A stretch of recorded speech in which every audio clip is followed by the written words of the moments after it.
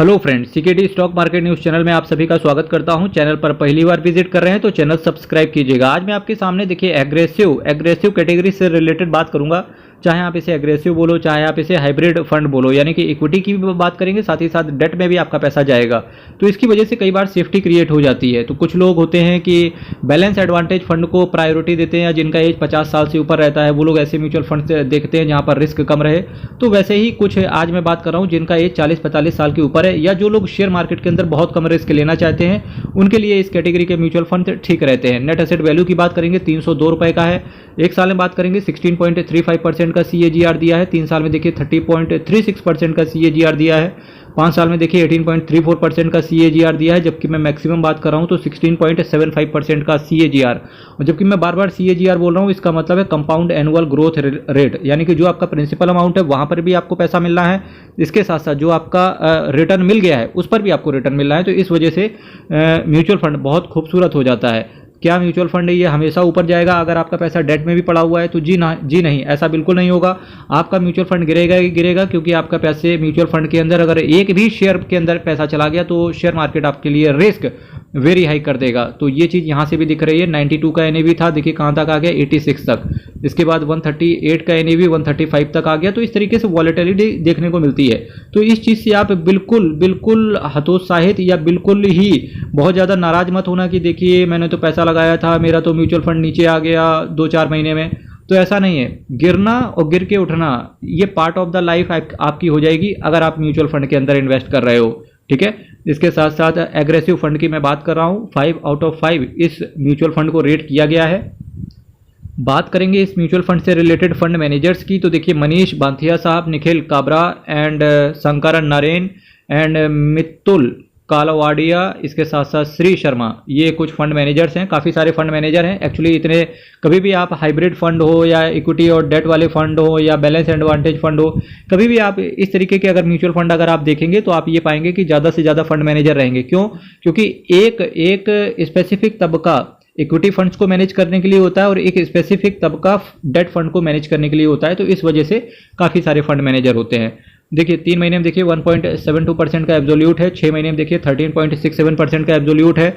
एक साल में देखिए 16.35% का एब्सोल्यूट रिटर्न दिया है। 3 साल में पैसे को डबल कर दिया, 121% का रिटर्न है।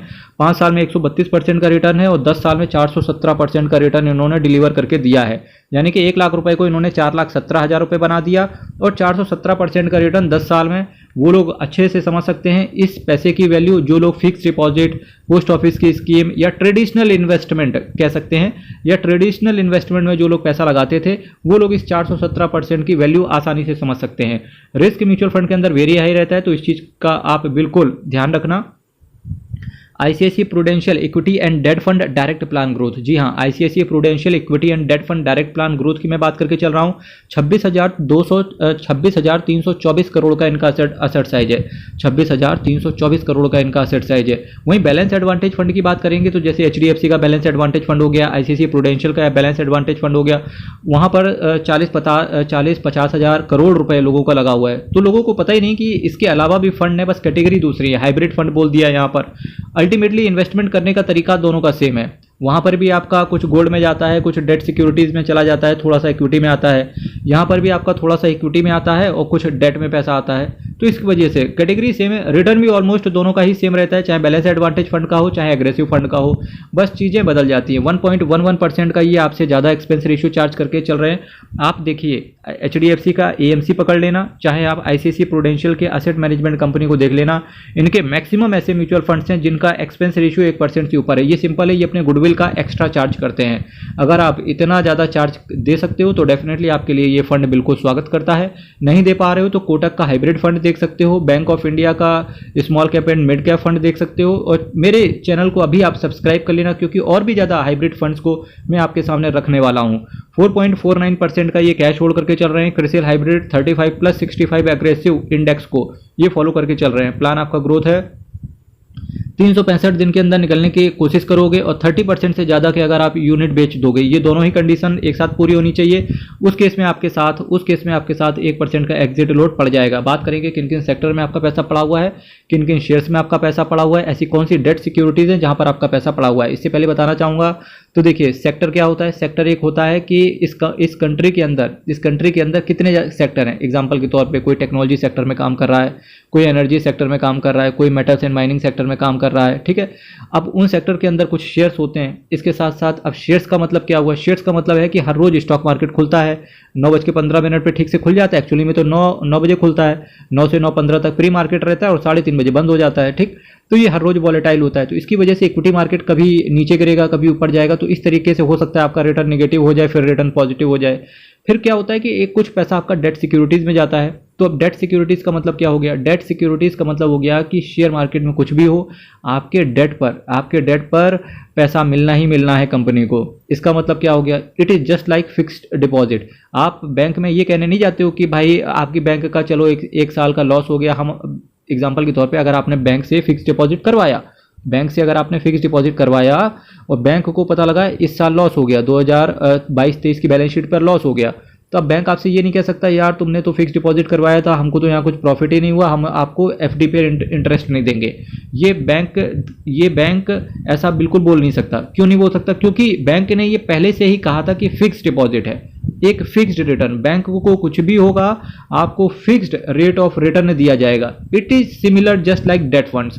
डेट फंड्स क्या होते हैं, या तो स्टेट गवर्नमेंट्स इशू करती हैं कुछ बॉन्ड्स वगैरह, या सेंट्रल गवर्नमेंट कुछ बॉन्ड्स वगैरह इशू करती हैं, या म्यूनिसिपल कॉरपोरेशन कुछ बॉन्ड्स वगैरह इशू करते हैं, या प्राइवेट कॉरपोरेशंस कुछ बॉन्ड्स वगैरह बुक करते हैं। इसके साथ साथ कुछ पब्लिक लिमिटेड कंपनीज भी बॉन्ड्स वगैरह इशू करते हैं। वहाँ पर वो पब्लिक लिमिटेड कंपनी ये कहती हैं कि अगर कुछ भी होगा कंपनी के अंदर प्रॉफिट हो लॉस हो, इससे आपको फर्क नहीं पड़ेगा, हम आपको 7-8% जो भी बात हुई है, जिस भी कूपन रेट पर बात हुई है, वो इन्वेस्टर को देंगे ही देंगे। तो इस वजह से जब बॉन्ड्स की बारी आती है या डेट फंड्स की बारी आती है, तो वहाँ पर एक फिक्स्ड रेट ऑफ रिटर्न मिलता है। तो डेफिनेटली ये इक्विटी से कम होता है, पर चूंकि एक फिक्स्ड मिलता है, इस वजह से इन्वेस्टर्स का जो रिस्क होता है वो काफ़ी हद तक कम हो जाता है। इसी वजह से बोलते हैं कि हाइब्रिड फंड हो, बैलेंस एडवांटेज फंड हो, ये उन लोगों के लिए इंपॉर्टेंट रहता है जिनका एज 45-50 साल से ऊपर है, या जो रिटायर कर गए हैं, या जो लोग बिल्कुल नए तरीके से शेयर मार्केट के अंदर इन्वेस्ट कर रहे हैं, तो एटलीस्ट ज़्यादा वॉलेटिलिटी देखने को ना मिले, नहीं तो वो भाग खड़े हो जाएंगे अगर उनका जो लॉस है 10-15% से ज़्यादा का गिर गया। तो इस वजह से एक चीज़ और बोलना चाहूँगा कि आप एक भी अगर म्यूचुअल फंड खरीदने जाएं तो एटलीस्ट इससे पहले अपने फाइनेंशियल एडवाइजर से जरूर पूछ लेना। देखिए यहाँ से एनर्जी हो गया, फाइनेंशियल हो गया, ऑटोमोबाइल हो गया, कम्युनिकेशन हो गया, टेक्नोलॉजी हो गया, health care services, metals and mining, construction, insurance, consumer staples, capital goods, material, textile, chemical, ये कुछ सेक्टर हैं जहाँ पर आपका पैसा आया है। गवर्नमेंट ऑफ इंडिया की कुछ सिक्योरिटीज़ हैं, 11.27% वहाँ पर पैसा गया है। NTPC, ICICI bank, Bharti Airtel, oil and natural gas, HDFC bank, Reliance industries, Tata motors, DVR है इनके, Maruti Suzuki, Infosys, Sun pharmaceutical, Reserve Bank of India के भी कुछ बॉन्ड्स वगैरह हैं इनके पास, TVS motor, State Bank of India, Hindalco industries, Hong Kong and Shanghai banking corporation limited, IDFC bank, embassy office parks, REIT होते हैं रियल एस्टेट इन्वेट्स, ठीक है। इसके साथ साथ Larsen and Toubro, SCL technology, SBI life insurance company, Axis bank, Bharti telecom, followed by the GE shipping, Indian bank, Nomura fixed income securities private limited, Chalet hotel, Kalpataru project, ITC limited, Motilal Oswal, Finvest, India infrastructure trust, Samvardhana Motherson, Max financial services, Britannia industries, coal India, InterGlobe aviation, Sundaram finance, SBI cards and payment services limited. SBI card जानते हो ना, अगर आप SBI का credit card use करते हो ना, तो उसी का ये शेयर है, वो भी लिस्टेड है, ठीक है। Yes bank, FSN E commerce ventures, Gland pharma, IndusInd bank, Mahindra and Mahindra financial services, Union Bank of India, LIC corporation, Avenue Supermart, Prestige state, Zomato limited, EIH limited, ये कुछ शेयर हैं जहां पर आपका पैसा मिला हुआ है। इससे पहले कुछ चीज़ें बताना चाहूँगा मेरे भाई, अगर आपको शेयर मार्केट में आगे बढ़ना है या जिंदगी में आगे बढ़ना है, तो कोशिश करें कि क्रेडिट कार्ड से 2 गज की दूरी, मास्क है जरूरी, 2 गज की दूरी बना के रखें। अब बात करेंगे कौन कौन सी फिक्स्ड इनकम वाली स्कीम्स हैं। कुछ फिक्स्ड इनकम ऊपर बात कर ली, और ये कुछ अलग से हैं। गवर्नमेंट ऑफ इंडिया की सिक्योरिटीज़ वगैरह हैं, रेपो है, आईआरएस है, गवर्नमेंट ऑफ इंडिया एफआरबी है। जो सीए फाइनल या सीए इंटर में है उनको ये सारे टर्म अच्छे से पता होंगे, नहीं पता होंगे तो कमेंट करो, मैं आपको आसानी से समझाऊंगा। Government of India FRB, debenture, TBS, cash margin, REIT, CD, NCD, इसके साथ साथ InvIT CP additional tier 1 BO, bonds, ZCB additional tier 2 BO, net payables, ये कुछ फिक्स्ड इनकम सिक्योरिटीज़ हैं। अब बात करेंगे असेट मैनेजमेंट कंपनी के बारे में। अब अगर बात करेंगे यहाँ से आईसीआईसीआई प्रूडेंशियल के असेट मैनेजमेंट कंपनी के बारे में, तो 5,87,400 करोड़ का इनका असेट अंडर मैनेजमेंट है और टोटल ये 240 स्कीम के साथ आते हैं। कई सारे इन्वेस्टर्स का क्वेश्चन इस फंड से रिलेटेड आता है। SBI Magnum children's benefit fund investment plan direct growth, ये भी बहुत बढ़िया फंड है। इन्वेस्टर्स का पैसा ऑलमोस्ट 3 साल में ही इस म्यूचुअल फंड ने 1.5 गुना कर दिया था। और एसबीआई मैग्नम, फिलहाल ये म्यूचुअल फंड से रिलेटेड इन्वेस्टर्स का डाउट ये रहता है कि भाई ये इन्वेस्टमेंट एक्सेप्ट नहीं कर रहा है। तो सिंपल सी बात है, इन्वेस्टमेंट ये एक्सेप्ट भी नहीं करेगा क्योंकि इन्होंने फिलहाल के लिए इन्वेस्टमेंट क्लोज कर दिया है, यानी कि ये पैसा नहीं ले रहे हैं। कई सारे इन्वेस्टर्स का ये भी डाउट आता है इस फंड से रिलेटेड कि ये कैसा फंड है। मेरे भाई ये बहुत बेहतरीन फंड है। अगर हम एसबीआई मैग्नम के चिल्ड्रन बेनिफिट फंड की बात करेंगे, बहुत बेहतरीन फंड है। एक क्वेश्चन और आता है कि सिक्योरिटी जी आप ये बताओ कि ये फंड से पैसा विड्रॉ नहीं हो रहा। मेरे भाई एक बार लगा दिया था पैसा और ऑलमोस्ट चिल्ड्रन फंड है, नाम ही से स्पेसिफाई हो रहा है, तो डेफिनेटली आपका बच्चा 4 साल का है, 5 साल का है, इसी के लिए आपने इस फंड के अंदर पैसा डाला होगा। एक बार पैसा पड़ गया है तो डेफिनेटली उसको 15-20 साल एटलीस्ट दो, ठीक है। जब बच्चे के लिए पैसा डाला है तो बच्चे को ही पैसा इस्तेमाल करने दो, ठीक है। वैसे भी मैं आपको बताता हूँ कि इस म्यूचुअल फंड के अंदर एक लॉक इन पीरियड भी था, 4 या 5 साल का लॉक इन पीरियड था। और अधिक जानकारी के लिए आप अपने म्यूचुअल फंड डिस्ट्रीब्यूटर से बात करें, वो आपको अच्छे से बताएगा। वो नहीं बता रहा है तो वापस से कमेंट कीजिएगा, मैं आपको बता दूंगा। हर हर महादेव, अयप्पा शरणम, हरि शरणम, बहुत बहुत धन्यवाद।